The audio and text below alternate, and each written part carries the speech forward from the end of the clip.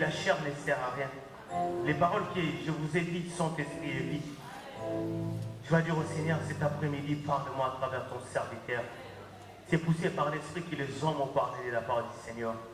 Que le Seigneur te parle, qu'il te restaure, qu'il te guérit. Et nous allons laisser l'homme de Dieu entre les mains du Seigneur. Que le Saint-Esprit soit sur lui. Prions dans Dieu.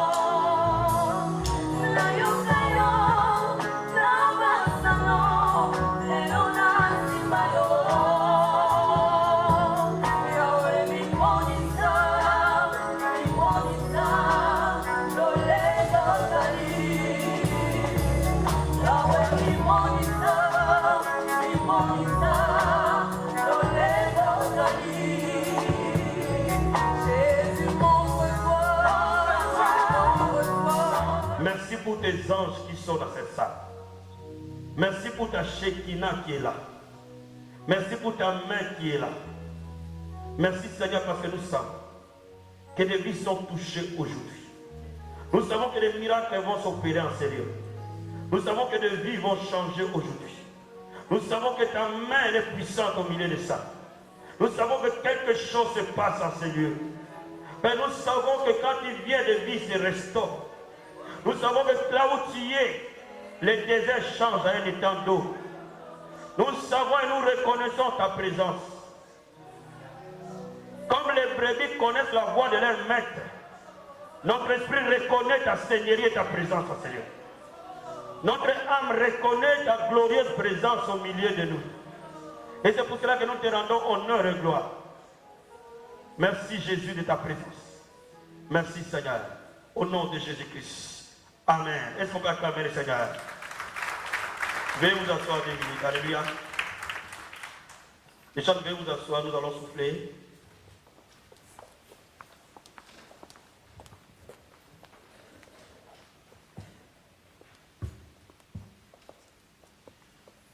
Ouvrons nos Bibles dans 2 Rois chapitre 5.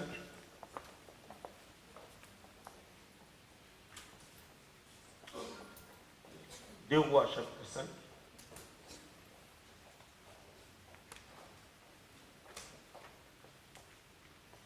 Je vais lire du premier verset au 15e verset.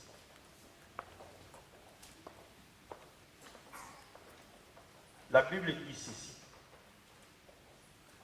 Naaman, chef de l'armée du roi de Syrie, jouissait de la faveur de son maître et d'une grande considération car c'était par lui que l'Éternel avait délivré les Syriens. Mais cet homme fort, vaillant, était lépreux.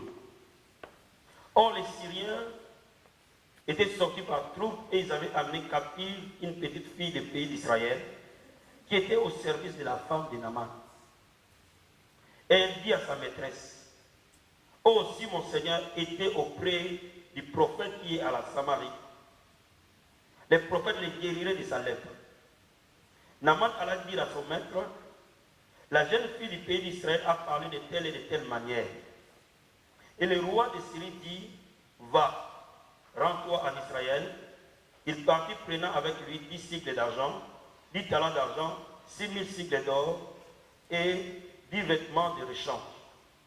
Il porta au roi d'Israël la lettre où il était dit, « Maintenant, quand cette lettre te sera parvenue, tu sauras que je t'envoie Naaman, mon serviteur, afin que tu les guérisses de sa lèpre. » Après avoir lu cette lettre, le roi d'Israël déchira ses vêtements et dit, « Suis-je un Dieu pour faire mourir ou faire vivre, qui s'adresse à moi afin que je guérisse un homme de sa lèpre?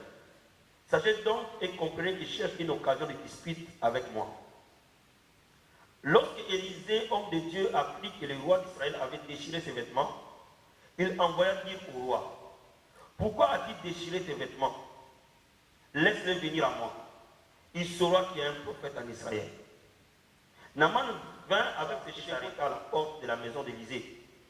Élisée lui fit dire par un messager, « Va, il l'envoie 7 fois dans les Jourdains, ta chair redeviendra saine et tu seras pur. » Naaman fut irrité et s'en alla en disant, « Voici, je me disais, il sortira vers moi, il se présentera lui-même, il invoquera le Dieu de l'Éternel, le nom de l'Éternel son Dieu, et il agitera sa main sur la place et guérira les lépreux. Le fleuve de Damas et d'Albana et de Papa ne valent pas mieux que toutes les eaux d'Israël.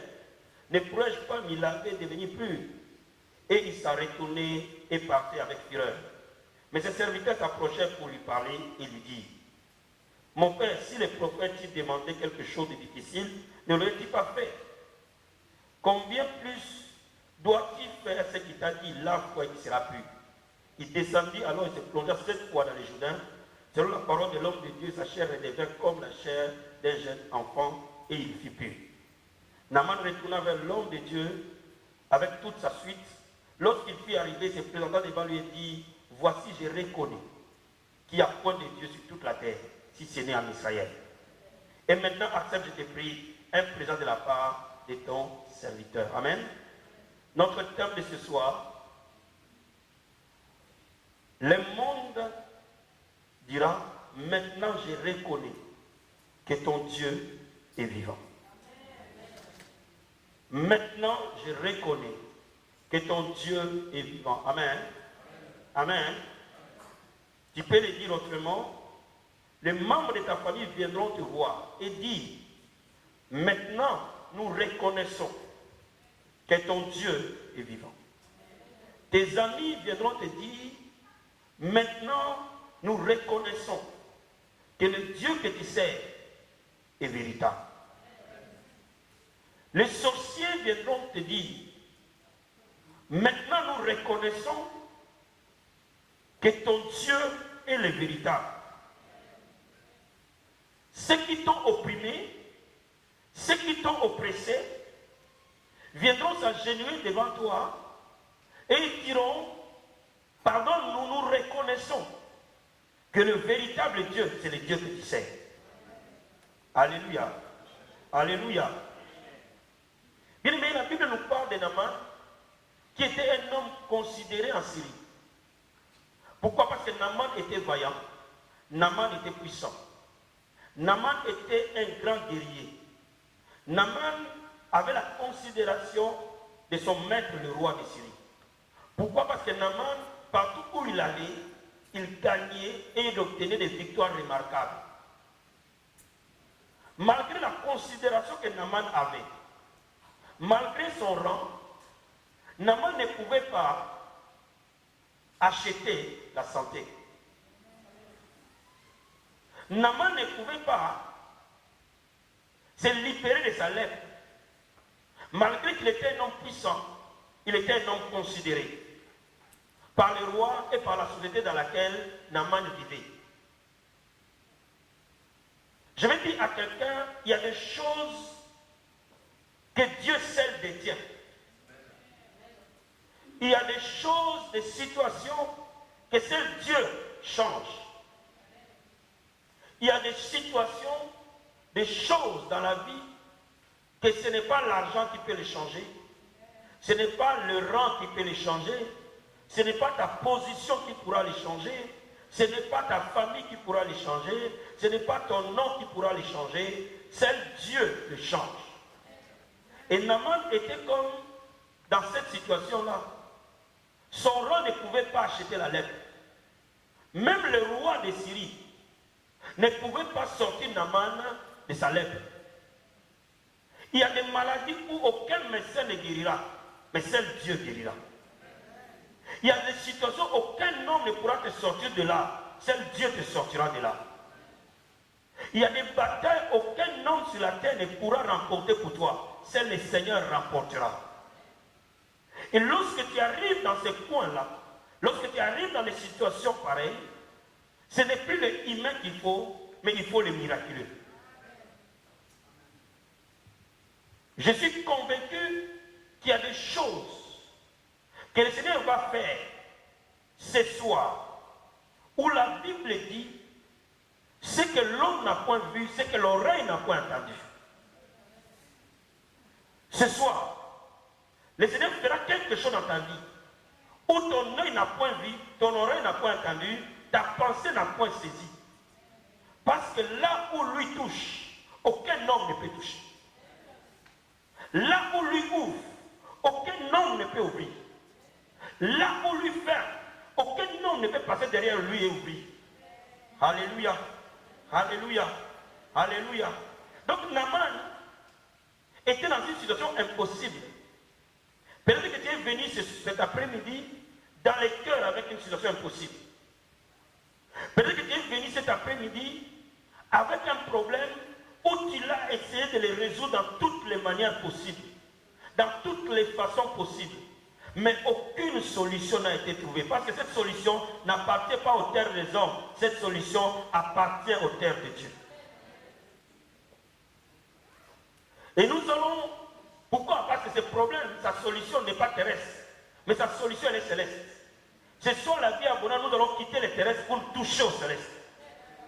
Ce soir, nous allons quitter les humains pour toucher les divins. Ce soir, nous allons quitter les naturels pour toucher les surnaturels.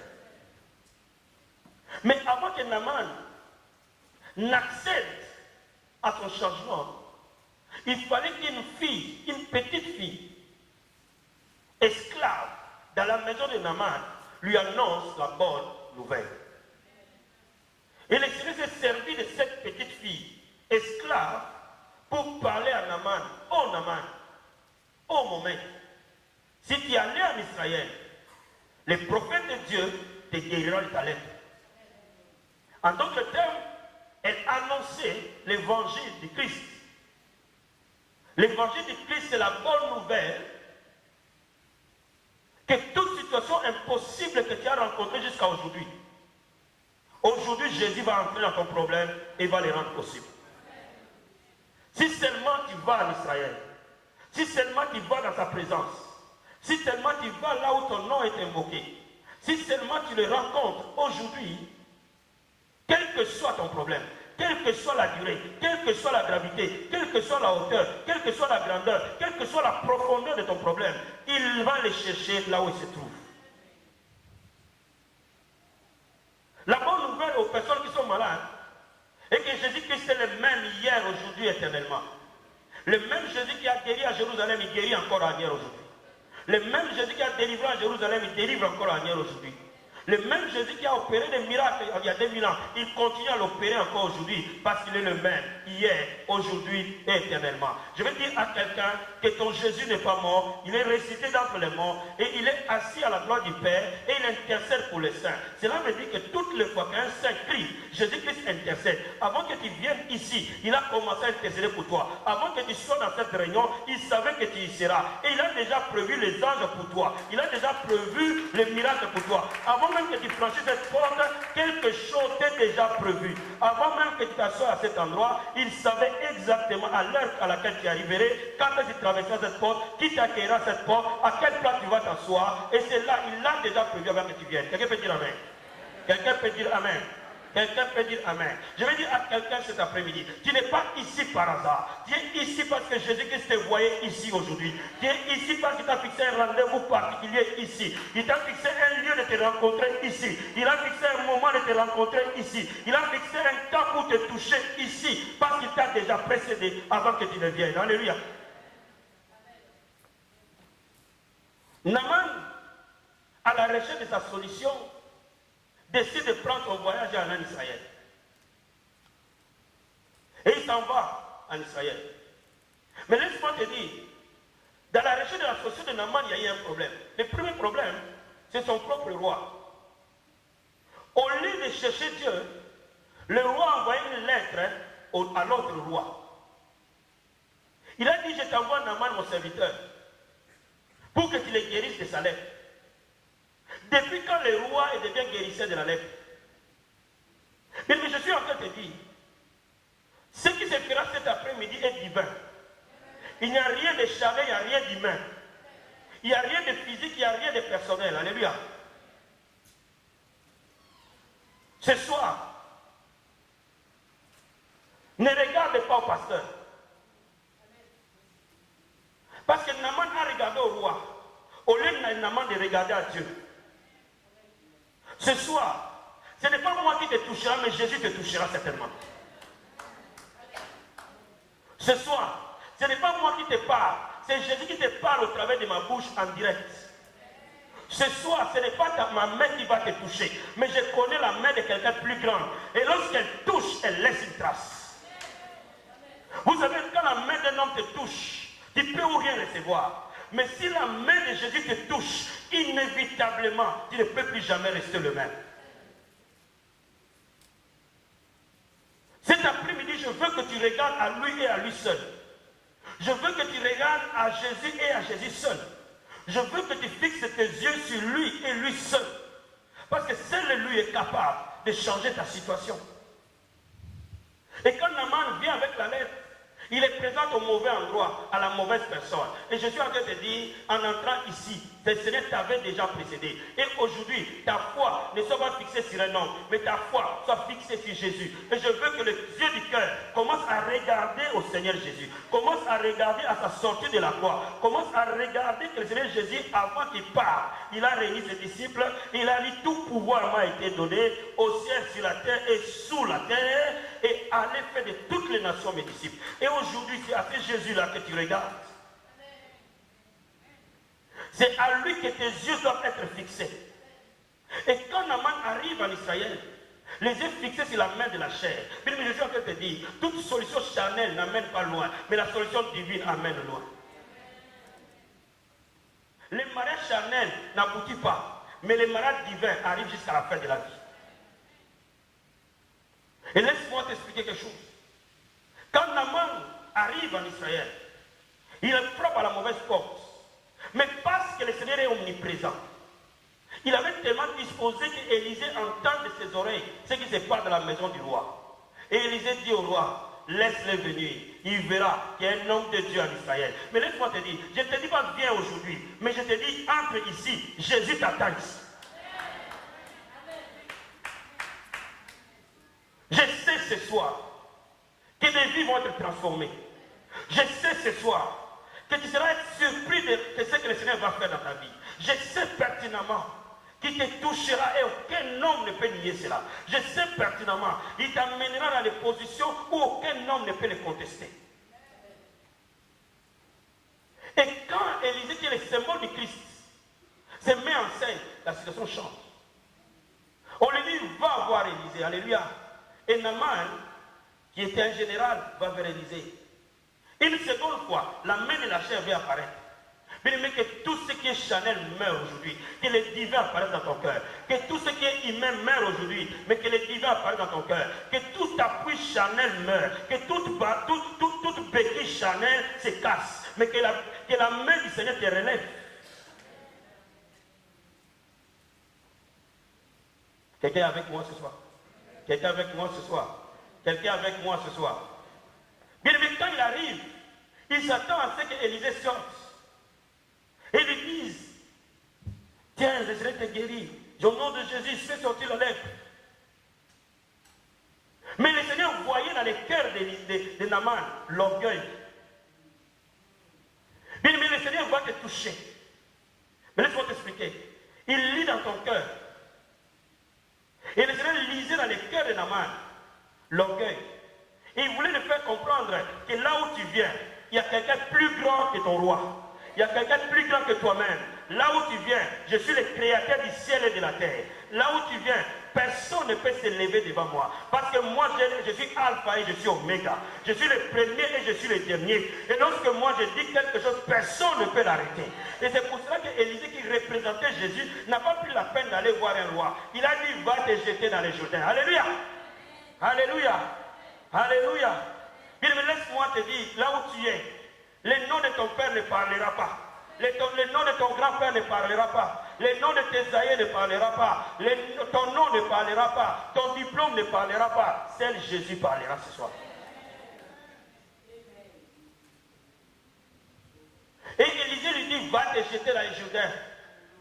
Il voulait bousculer l'orgueil de Naaman. Oh, ce soir, le Seigneur voulait, avant d'enlever la lèpre, toucher le cœur. Je dis à quelqu'un ce soir, ton cœur sera touché et ton mariage sera guéri.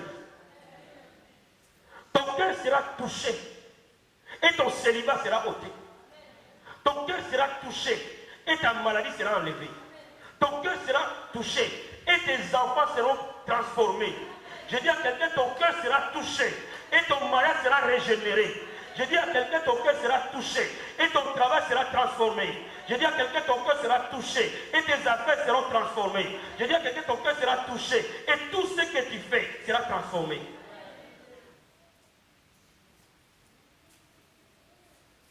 Le Seigneur ne veut pas seulement te donner un mariage, mais le Seigneur veut toucher là où tu n'as pas encore laissé, tu n'as pas encore laissé toucher. Et ce soir, des vies seront touchées et reviendront au pied de la croix. Alléluia. Alléluia. Alléluia. Et Dieu voulait toucher Naaman avant de ôter sa lèpre. Il ne voulait pas guérir Naaman et le faire repartir avec son orgueil. Il voulait changer Naaman et guérir la lèpre. Bien aimé, je suis en train de te dire, le Seigneur va te changer aujourd'hui et tu seras transformé en un autre homme et tu seras capable d'accomplir le principe de Dieu et tu marcheras dans l'obéissance de ton Dieu et la sainteté de Dieu se mettra sur toi et tu ne seras plus jamais la même personne à l'intérieur tout comme à l'extérieur. Quand les gens vont voir la maison que tu as construite, mais tu marcheras dans l'humilité. Pourquoi? Parce que Dieu m'a touché. Parce que Dieu m'a touché. Parce que Dieu m'a touché. Quand les gens voudront qu'ils te fassent des éloges, mon père, dit non, c'est Jésus qui est mon père parce que Dieu m'a touché. Quand quelqu'un voudra se dire, tu es plus que les autres, tu diras non, Jésus-Christ est plus que les autres parce que Dieu m'a touché. Quand les gens voudront citer ton nom, tu dis non, je ne suis rien du tout, mais c'est Jésus qui est quelque chose parce que Jésus m'a touché. Je dis à quelqu'un ce soir, parce que quand les gens viendront te dire comment tu as eu cet enfant alors que tu étais ménopausé, il dit non, ce n'est pas le Vanderbilt, c'est Jésus qui m'a touché. Il est passé quelque part, il est passé dans mon âme, il est passé dans mon corps, il m'a transformé. Je ne suis plus le même. Alléluia. Alléluia. Alléluia. Alléluia. Bien aimé, le Seigneur veut faire quelque chose de grand ce soir. Il veut toucher les cœurs, il veut casser les brises, et briser l'orgueil, il veut briser l'incrédulité, il veut briser la haine, il veut briser la jalousie, il veut briser les commérages, il veut briser les malédictions, il veut briser les paroles équivoques, il veut changer l'homme dans son intérieur, et alors il ôtera l'opprobre sur toi. Quelqu'un peut me dire amen ce soir. Alléluia, alléluia, alléluia. Alléluia. Bien-aimé, ce soir, c'est un jour de rencontre avec Yoshua. Ce soir, c'est un jour de rencontre avec le Créateur. Et je vis dans ma Bible, toute personne qu'il a rencontré, il n'est plus jamais resté le même.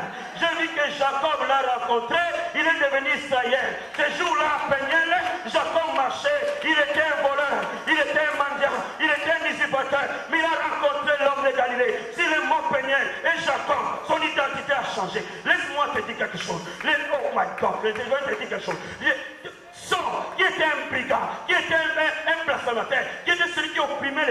mais il a vu juste la lumière de Yoshua.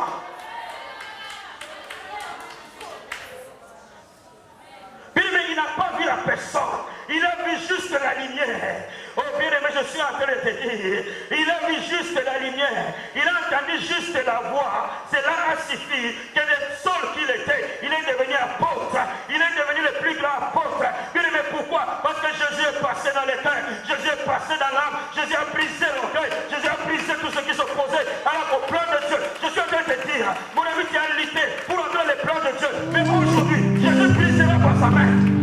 Tu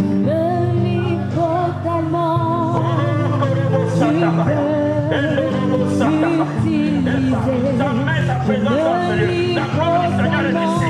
La main de Dieu est ici. La main de Yeshua est ici. Alléluia. Oh my God. Oh Jesus.